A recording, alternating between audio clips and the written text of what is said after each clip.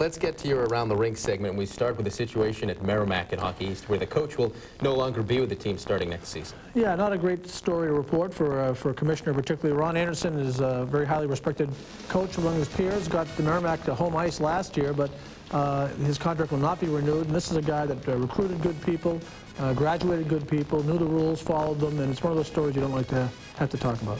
Well, Merrimack was struggling down near the bottom of Hockey East. However, the regular suspects remain at the top of the division as teams look towards the Hockey East playoffs. Yeah, that's true. I think it's a three-team race still with UNH and BU and BC. Doug Brown had mentioned the schedule may favor BU, but they're still 1 point behind, so they may have an easier schedule, but the fact is New Hampshire would have to falter for them to catch them.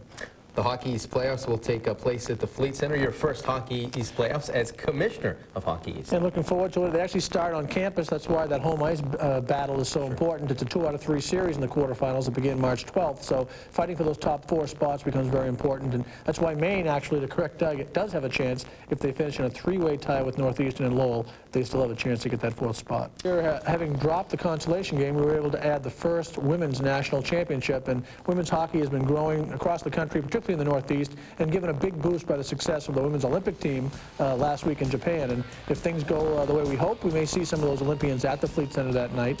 And you're probably looking at the future Olympians, as the women playing in that game are probably going to be candidates for the 2002 games in Salt Lake City. Good reason to go. That was actually footage of the women before the Olympics. Right.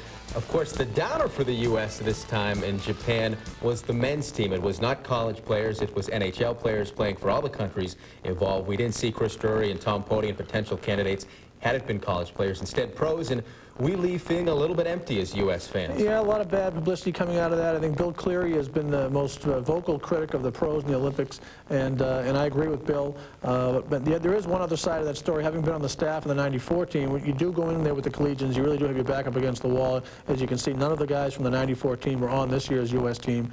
We had a team averaging 22 years of age, and you go up against some pretty experienced and older guys. But it'll be interesting to see after the downer of this type around if they're going to do it again 4 years from now. And even Canada did not win a medal, losing in the bronze medal game.